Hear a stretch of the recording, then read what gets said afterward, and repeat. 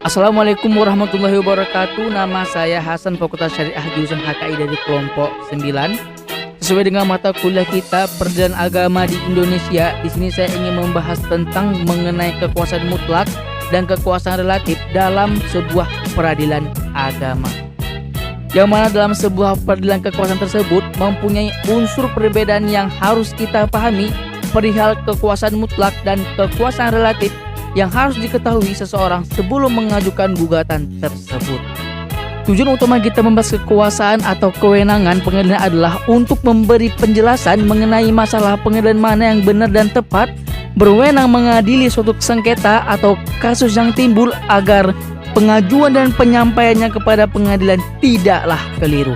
Dan di sini ada dua macam kewenangan, yaitu yang pertama kewenangan mutlak atau bisa disebut dengan absolut kompetiti, dan yang kedua kewenangan relatif atau disebut dengan relatif kompetiti dalam peradilan agama. Yang mana pengertian dua ini sangat berbeda. Yang pertama adalah satu kekuasaan mutlak yang tidak dibatasi konstitusi maupun hukum. Sedangkan yang kedua, kekuasaan relatif kewenangan pengadilan merupakan kewenangan lingkungan peradilan tertentu berdasarkan yurisdiksi wilayahnya. Pada dasarnya, peradilan agama merupakan salah satu pelaksanaan kekuasaan kehakiman bagi rakyat yang mana untuk pencari keadilan, apalagi yang beragama Islam. Hal tersebut tentunya mengenai perkara-perkara tersebut juga diatur dalam undang-undang. Yang pertama adalah kekuasaan mutlak atau absolut, yang mana kompetensinya kekuasaan peradilannya ini yang berhubungan dengan jenis perkara, yang mana perkara tersebut menjadi kewenangannya dalam peradilan Islam. Sesuai dengan pasal 49 Undang-Undang Nomor 3 Tahun 2006 tentang perubahan atas Undang-Undang Nomor 7 Tahun 1989 dan perubahan kedua Undang-Undang Nomor 50 Tahun 2019 tentang pengadilan agama, serta atas personalitas keislaman menjadi dasar kompetensi absolut pengadilan agama dalam menerima, memeriksa, memutus, dan menyelesaikan perkara-perkara tersebut. Sebagaimana disebutkan, perkara-perkara tersebut adalah perkawinan, kewarisan, wasiat, hibah, wakaf, zakat, infak, sedekah, dan ekonomi syariah. Sedangkan pada kekuasaan relatif mengatur pembagian kekuasaan mengadili itu berdasarkan wilayah antara pengadilan yang serupa, atau bisa dengan disebut dengan pengadilan agama. Dalam artian sederhananya adalah kewenangan pengadilan agama yang satu tingkat atau satu jenis berdasarkan wilayah. Di sini saya ingin sedikit memberikan sebuah contoh supaya mungkin bisa sedikit paham pengertian daripada kekuasaan relatif ini. Ya, misalkan gini, ada masalah piutang, ya, diajukan oleh penggugat pada pengadilan negeri di Aceh, ya, yang mana salah satu tempat kediaman orang tergugat tersebut ada di Aceh, ya. Walaupun penggugat dapat juga mengajukan gugatannya pada pengadilan negeri di Medan, hal tersebut ya boleh-boleh saja, ya, tidak masalah, karena tergugat lainnya berdomisili di Medan. Maksudnya karena orang tersebut pada dasarnya dia berdomisili di Medan, dia mungkin tinggal di situ mungkin sementara, ya.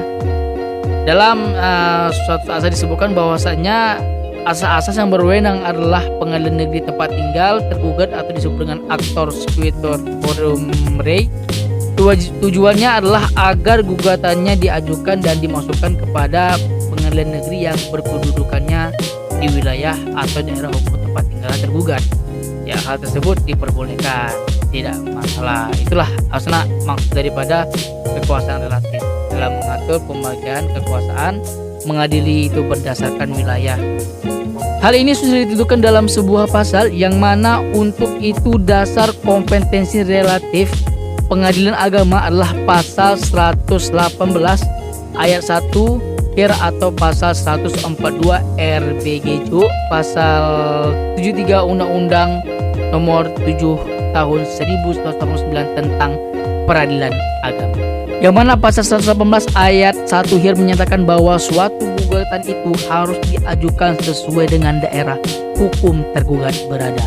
Namun, dalam hal ini ada pengecualian sebagaimana dalam pasal 118 ayat 2 3 dan 4, yaitu yang pertama, apabila terdapat 2 tergugat maka gugatan boleh diajukan pada salah satu dari 2 daerah tergugat berada.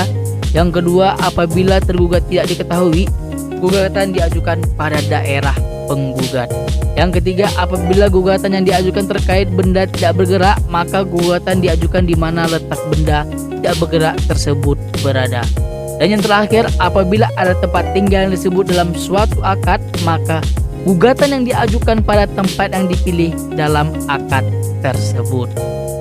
Ya, berdasarkan penjelasan sebagaimana tersebut di atas, maka jelas seseorang atau badan hukum yang akan mengajukan gugatan perdata haruslah mencermati dan mengetahui kemana dirinya harus mengajukan gugatan tersebut agar gugatan dapat diperiksa oleh pengadilan yang berwenang secara benar.